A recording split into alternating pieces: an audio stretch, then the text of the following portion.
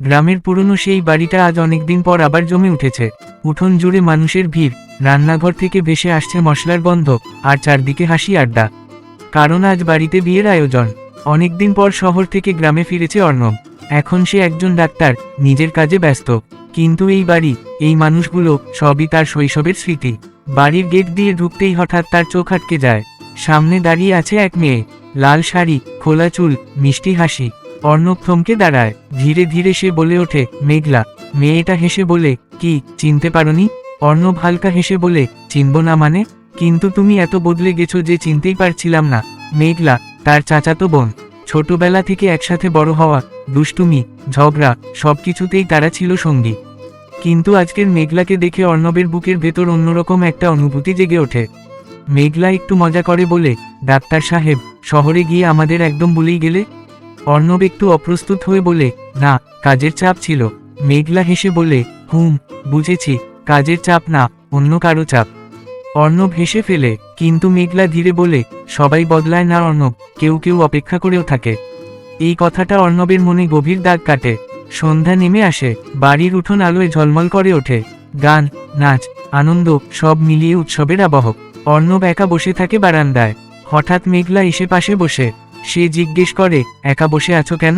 অর্ণব বলে, ভিড় ভালো লাগছে না। মেঘলা হেসে বলে, নাকি কারো কথা ভাবছো?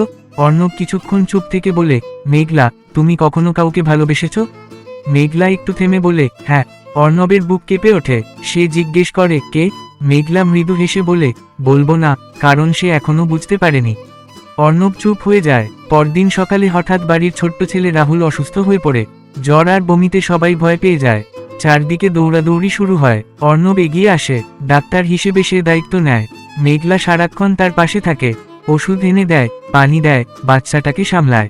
অর্ণব কাজ করতে করতে মাঝে মাঝে মেঘলার দিকে তাকায়। তার চোখে শুধু চিন্তা আর মায়া। কিছুক্ষণ পর রাহুলের অবস্থা ভালো হয়। সবাই স্বস্তি পায়। মেঘলা হালকা হেসে বলে, আমাদের বাড়ির ডাক্তার তো দারুণ। অর্ণব বলে, এটাই তো আমার কাজ। মেঘলা ধীরে বলে, না, এটা শুধু কাজ না, এটা ভালোবাসা। অর্ণব থেমে যায়। মেঘলা বলে, যে মানুষ অন্যের কষ্ট দেখে কষ্ট পায়, সে শুধু ডাক্তার না, সে ভালোবাসার মানুষ। এই কথাগুলো অর্ণবের মনে গভীরভাবে নাড়া দেয়। সেই রাতে সবকিছু শান্ত হয়ে গেলে অর্ণব একা ছাদে দাঁড়িয়ে থাকে।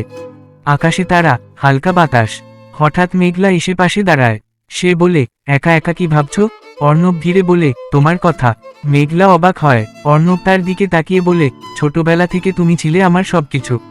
কিন্তু কখনো বুঝিনি তুমি আমার কাছে কতটা গুরুত্বপূর্ণ। মেঘলার চোখ ভিজে ওঠে। অর্ণব আবার বলে, আমি জানি আমাদের সম্পর্কটা সহজ না, কিন্তু আমি আমার অনুভূতিকে অস্বীকার করতে পারছি না। মেঘলার চোখ দিয়ে জল গড়িয়ে পড়ে। সে ধীরে বলে, আমি অনেকদিন ধরে এই কথাটা শোনার জন্য অপেক্ষা করছিলাম। অর্ণব অবাক হয়ে তাকায়। মেঘলা মৃদু হেসে বলে, আমি ছোটবেলা থেকেই তোমাকে ভালোবাসি। দুজনেই কিছুক্ষণ চুপ থাকে। তারপর অর্ণব ধীরে মেঘলার হাত ধরে।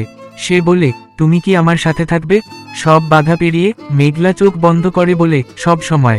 কয়েক মাস পর, অনেক বাধা পেরিয়ে, পরিবারের সম্মতিতে তাদের বিয়ে হয়। আজ মেঘলা আর শুধু চাচাতো বোন না, সে অর্ণবের স্ত্রী। নতুন জীবনের এক সকাল। অর্ণব ঘুম থেকে উঠে দেখে মেঘলা তার দিকে তাকিয়ে আছে। সে জিজ্ঞেস করে, কি দেখছো? মেঘলা হেসে বলে, আমার ডাক্তার সাহেবকে। অর্ণব মজা করে বলে, এত ভালোবাসো নাকি? মেঘলা ধীরে বলে, অনেক, কারণ তুমি শুধু আমার স্বামী না, তুমি আমার ভালোবাসার ডাক্তার। অর্ণব তাকে কাছে টেনে নেয়। সে জিজ্ঞেস করে, আর তুমি? মেঘলা হেসে বলে, আমি তোমার রোগী, যে সারা জীবন তোমার ভালোবাসার চিকিৎসা চাই। নরম হাসিতে ভরে ওঠে সকালটা। এভাবেই তাদের ভালোবাসার গল্প শুরু হয়। একটা মিষ্টি, গভীর আর চিরন্তন সম্পর্কের গল্প।